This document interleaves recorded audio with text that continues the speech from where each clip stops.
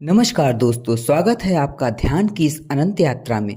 दोस्तों, आज हम बात करेंगे कैसे हर मनुष्य इस प्रकृति या कहें इस कुदरत से जुड़ा हुआ है और तभी वो इस संसार को जान पाता है और अपना जीवन जी पाता है। दोस्तों, इस दुनिया का एक नियम है कि किसी भी चीज़ से, किसी व्यक्ति से, किसी वस्तु से जुड़ने या जोड़ने के लिए हमें किसी माध्यम की आवश्यकता पड़ती है।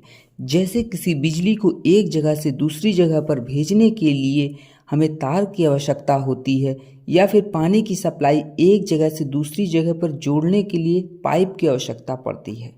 ठीक उसी तरह मनुष्य को भी इस दुनिया से, इस कुदरत से जुड़ने के लिए इंद्रियों की आवश्यकता होती है। बिना इंद्रियों के मानव इस संसार को नहीं जान सकता या कहें इस कुदरत से नहीं जुड़ सकता। और हर इंसान के पास केवल 5 ही तरीके हैं इस संसार से जुड़ने व इसको जानने के लिए। हमारे 5 सेंस आर्गन यानी हमारी 5 इंद्रियां, और वो 5 इंद्रियां हैं इस प्रकार: आँख, कान, नाक, जीभ और त्वचा। आँख हमें रूप आकृति से जोड़ती है, कान हमें आवाज से, नाक हमें सुगंध से, जीभ हमें स्वाद से और त्वचा हमें स्पर्श से। इन इंद्रियों के ना होने से हम उनसे जुड़े विषय को नहीं जान सकते। जैसे कान के ना होने पर हम किसी भी तरह की आवाज को नहीं जान सकते, उसी प्रकार नाक के ना होने से किसी भी गंध को हम नहीं जान सकते, या कहें गंध या सुगंध की मानव जीवन में कोई अस्तित्व ही नहीं होगा। तो इस प्रकार मनुष्य अपनी 5 इंद्रियों के माध्यम से इस संसार से जुड़ा है, इनको जानता है। मनुष्य इंद्रियों से संचालित एक प्राणी है, एक समूह है, लेकिन इन इंद्रियों की अपनी कुछ सीमा है। जैसे आंख एक सीमा से बड़ी व एक सीमा से छोटी वस्तु को देख नहीं सकती, उसी तरह कान एक सीमा तक ही ज्यादा या कम सुन सकता है। इसी प्रकार नाक, जीभ और त्वचा एक सीमित दायरे में रहकर इस संसार से जुड़ते हैं। लेकिन इन इंद्रियों को जो संचालित करता है, इनको जो नियंत्रित करता है, वो दिमाग, वो चेतना, वो मन, जिसके कई नाम हैं, जिसे छठी इंद्री भी कहा जाता है, वही इस शरीर का मालिक होता है। और वो मन इन्हीं इंद्रियों की सहायता से विज्ञान की मदद लेकर इन इंद्रियों की सीमा को बढ़ा सकता है, और इस सीमा के बढ़ने से दुनिया को बदला जा सकता है, एक अलग दुनिया तैयार की जा सकती है। अब जानते हैं कि दुनिया बदलने का क्या मतलब है, या दुनिया में क्या बदला जा सकता है। इसकी शुरुआत होती है मनुष्य के जीवन में आने वाली बाधाओं से, समस्याओं से। तो मनुष्य के जीवन में 2 प्रकार की समस्या देखने को मिलती है, शारीरिक एवं मानसिक। कोई भी व्यक्ति या तो शारीरिक रूप से परेशान है या फिर मानसिक रूप से। हम इसको इस तरह समझते हैं, अगर कोई शारीरिक रूप से परेशान है तो फिर वो या तो बीमार है या फिर उसके शरीर का कोई अंग नहीं है। इनमें भी 2 बातें हो सकती हैं, प्राकृतिक या अप्राकृतिक, जिसमें व्यक्ति को जन्म से ही कोई बीमारी या फिर किसी अंग का ना होना, और दूसरी बात है कि बाद में हमारी दिनचर्या की वजह से कोई बीमारी आना या किसी हादसे में शरीर को नुकसान पहुंचना। एक तरह से हम कहें, कोई व्यक्ति अगर शारीरिक रूप से बीमार है, शरीर के अंगों से सक्षम नहीं है, उसे जीवन कठिन लग रहा है, तो यह एक तरह की शारीरिक समस्या है। अब बात करते हैं मानसिक समस्या की, जिसका एक विशाल रूप है। इसको जानने से पहले हमें यह जानना होगा कि यह मन काम कैसे करता है। कोई भी शारीरिक समस्या होती है तो इसकी जानकारी कौन रखता है? हमारी बुद्धि या कहें हमारा मन। अगर शरीर बीमार हुआ, कमजोर हुआ, अपंग हुआ, ये हमारा मन ही इसको जानता है और फिर इसको ठीक करने का प्रयास करता है। कौन? हमारा मन या कहें हमारी बुद्धि। शरीर के पास अपनी एक प्रतिरक्षा प्रणाली होती है, जिसका इस्तेमाल करके ये शरीर को ठीक करता है। और अगर ये मन इसको शरीर के अंदर ही ठीक करने में असफल होता है, तब ये सहायता लेता है विज्ञान का, यानी बाहरी विषयों के ज्ञान का, जैसे किसी दवा से, किसी सर्जरी से, या कोई ऐसे तरीके से जिससे कि शरीर की समस्या सुलझ जाए। तो अगर एक तरह से कहा जाए कि शरीर की समस्या भी मानसिक समस्या है तो गलत नहीं होगा, क्योंकि हाथ में चोट लगी इससे हाथ को क्या लेना देना, किडनी खराब हुई तो इससे किडनी को क्या फर्क पड़ता है। इसी तरीके लीवर, फेफड़े, हार्ट अगर काम नहीं करते तो इन सभी अंगों को कोई फर्क नहीं पड़ता, और जो इन अंगों के समूह का इस्तेमाल करके जीवित है वो है मन। इसीलिए सिर्फ मन को ही फर्क पड़ता है, क्योंकि यही इस शरीर को संचालित करता है। अब सवाल उठता है, ये मन, ये बुद्धि आई कहाँ से? तो ये मन भी प्रकृति से उत्पन्न हुआ है। और ये प्रकृति क्या है? तो जितनी भी दृश्य या अदृश्य चीजें हैं वो प्रकृति में ही आती हैं, इसे ही हम प्रकृति कहते हैं। तो विषय को थोड़ा पीछे ले जाते हैं और समझते हैं ये मन आया कहाँ से। दोस्तों, जीवन का जब पृथ्वी पर बुनियादी विकास हुआ तो शरीर के साथ सूक्ष्म संवेदना को महसूस करने के लिए इंद्रियों का भी विकास होता गया। इंद्रियां शरीर के विकास के लिए जरूरी हैं, ये शरीर को सुरक्षित रखती हैं। जीवन का विकास क्रम चलता रहा, जिसमें वायरस, बैक्टीरिया, पैरासाइट, पेड़ पौधे, अन्य जीव जंतुओं का विकास होता रहा। इसी विकास के क्रम में तमाम प्रजातियां पृथ्वी पर विकसित हुई, जिसमें अरबों साल पहले मनुष्य भी शामिल था, बस उसे मनुष्य कहा नहीं जाता था। जीवों का जैसे जैसे भौतिक शरीर बढ़ता गया, इंद्रियों की क्षमता भी बढ़ती गई, और इन इंद्रियों को कंट्रोल करने वाला दिमाग यानी बुद्धि का भी विकास होता रहा, जिसमें 3 चीजों का विकास क्रम चला: शरीर का, इंद्रियों का, बुद्धि का। एक समय के बाद शरीर का विकास स्थिर होने लगा, फिर इंद्रियों का भी विकास स्थिर हुआ, लेकिन बुद्धि का विकास होता रहा। जीव जंतुओं में अलग अलग स्तर से बुद्धि का विकास होता रहा, और बुद्धि कहें तो सोचने समझने की क्षमता। लेकिन जो सबसे अलग चीज हुई मनुष्य के साथ, वो थी इंसान के मस्तिष्क में याददाश्त की क्षमता में विकास होना। जी हाँ, यही से गेम बदल गया। मनुष्य में किसी भी घटना को, किसी भी सुगंध को, किसी भी स्वाद या स्पर्श को याद करके ज्यादा दिनों तक रख सकने की क्षमता विकसित हो गई, क्योंकि किसी भी विषय को याद रखे बिना हम उसका उपयोग भविष्य में सही ढंग से नहीं कर सकते और दोबारा उसका प्रयोग नहीं कर सकते। यहाँ से मनुष्य के विकास की गति बढ़ गई। यह रोज की घटना, खाना कहाँ मिलेगा, शिकार को कैसे करना है, शिकारी जंगली जानवरों से कैसे बचना है, इन सब घटनाओं को याद करके रखता गया और सुधार करता गया। और जितनी भी जीवन के लिए उपयोगी चीजें थी उनको अपनी मेमोरी में स्टोर करता गया, और इन सारे तरीकों को पीढ़ी दर पीढ़ी आगे बढ़ाते गया। इस तरह मनुष्य का दिमाग यादों का एक पुंज बन गया। जो चीजें आज हम इतनी आसानी से सीख लेते हैं या सिखा पाते हैं, ये करोड़ों सालों में किए गए अभ्यास का परिणाम है। ये चीजें हमारे जीन में शामिल हो गई हैं। ये तो हुई बुद्धि के भौतिक विकास की बात, जिसे बाहरी विकास कहें तो ज्यादा उचित होगा।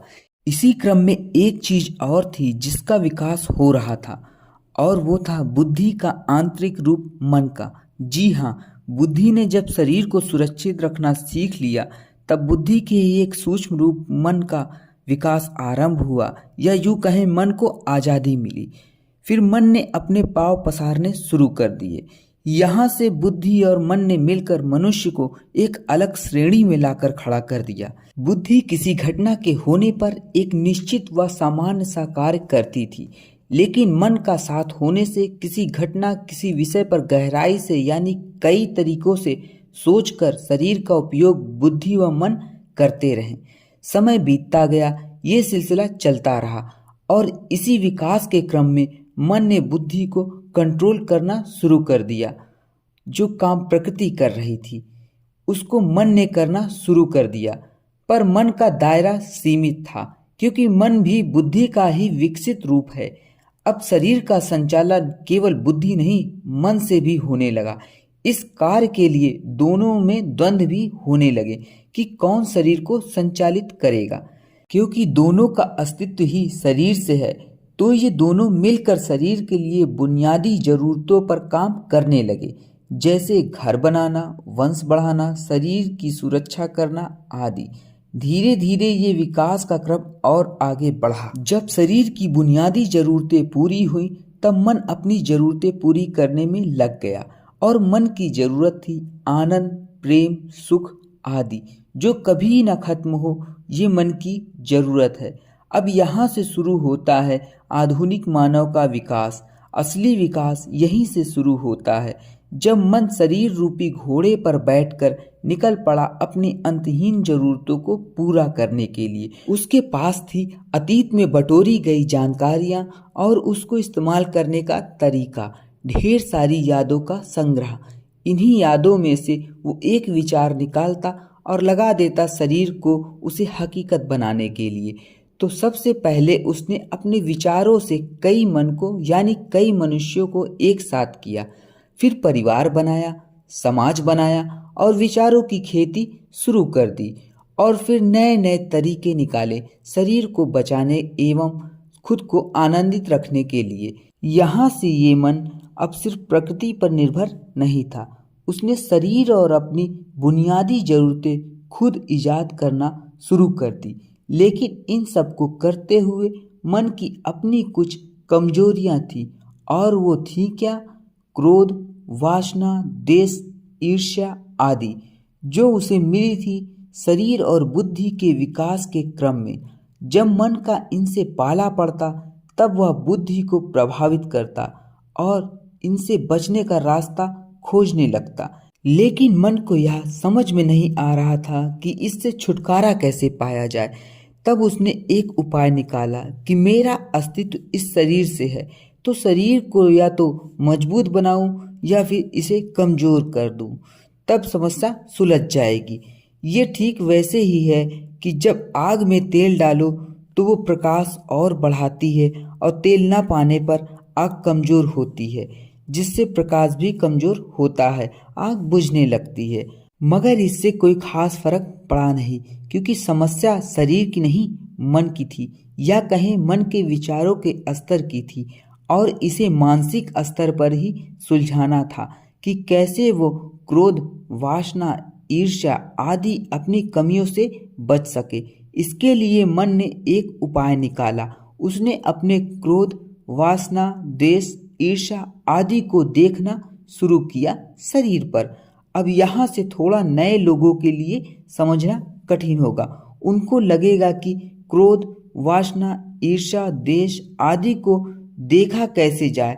तो इसके लिए एक विधि है जिसको हम आज की भाषा में ध्यान के रूप में जानते हैं। जो ध्यान करता है वही इसको अनुभव कर सकता है। लेकिन फिर भी मैं थोड़ा समझाने का प्रयास करता हूँ, क्योंकि हमारा मन शरीर से जुड़ा है। इसलिए जब भी क्रोध, वासना, द्वेष, ईर्ष्या आदि मन में उत्पन्न होगी तब ठीक उसी समय शरीर में एक संवेदना के साथ ही उत्पन्न होगी। जैसे क्रोध आया तो धड़कन बढ़ जाएगी, सांस तेजी से चलने लगेगी, शरीर में एक करंट सा दौड़ जाएगा। इसी तरह वासना जागी तो मन में गंदे विचार उत्पन्न होने लगेंगे। यानी मन में जितनी भी वासना से संबंधित यादें हैं वो किसी वीडियो की तरीके मन में नाचने लगेंगी और सांसें बढ़ जाएगी। इसी तरह भय के साथ भी होगा। जब भय होगा तो सांसें अपनी स्वाभाविक क्रिया खो देंगी, दिल की धड़कन बढ़ जाएगी, शरीर अपनी स्वाभाविक क्रिया खो देगा। तब मन ने बुद्धि का सहारा लिया और जब भी उसके अंदर ये सब जागते तो यह सचेत होने लगा और बुद्धि की सहायता से शरीर पर होने वाली संवेदनाओं को देखना यानी महसूस करना शुरू किया, इनके प्रति सचेत हुआ और फिर देखते देखते ये इनसे मुक्त होने लगा। बस इसके लिए मन को कुछ अभ्यास की जरूरत पड़ी, जिसे ध्यान के नाम से जाना गया, जिससे मन का स्वभाव बदलने लगा। और इसके अभ्यास से ये अपनी इन कमजोरियों भय, वासना, राग, द्वेष, ईर्ष्या से मुक्त होता गया और शांत होता गया। तो इस तरीके से मन ने अपनी समस्याओं से मुक्ति पाई, जिसे आज मानसिक समस्या कहा जाता है। कुदरत के उस नियम को जानकर, उसको सीखकर, उसका निरंतर अभ्यास करके जिस भी इंसान ने अपने मन के स्वभाव को बदलना शुरू किया वो संत महापुरुष बनता चला गया। इसी को हमारे महापुरुष मुक्ति या ईश्वर की प्राप्ति कहते हैं। तो आज हमने जाना कि कैसे हम विकास के क्रम में करोड़ों अरबों सालों से इंद्रियों के माध्यम से इन सब गुणों अवगुणों को ढोते चले आ रहे हैं, जिसे मन के द्वारा महसूस किया जाता है और मन के द्वारा ही किए गए अभ्यास से ये अवगुण दूर होते हैं और वो अभ्यास ही ध्यान कहलाता है। दोस्तों, ध्यान ही वो एकमात्र उपाय है अपने अवगुणों से मुक्त होकर जीवन को बदलने का। तो चलिए आज का अभ्यास हम शुरू करते हैं। तो दोस्तों, दूसरे दिन का अभ्यास हम शुरू करते हैं। सारी चीज़ें हमें पहले से पता है, क्योंकि पहले दिन हमने जो अभ्यास किया था उसी को आज हम फिर से रिपीट करेंगे और बस हमारा टाइम जो है वो 10 मिनट का हो जाएगा। तो मैं 10 मिनट का अलार्म लगा लेता हूँ और चलिए शुरू करते हैं। और पीठ को झुकाना नहीं, सीधे रखना है और आंखों को बंद करके उसी स्थान पर हमें ध्यान देना है। तो चलिए शुरू करते हैं। नाभि के पास हाथ को रखिए, आंखें बंद करिए।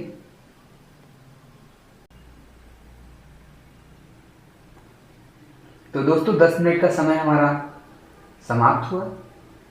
अब हमें आंखों को हाथों से ढकना है और धीरे से आंख खोलना है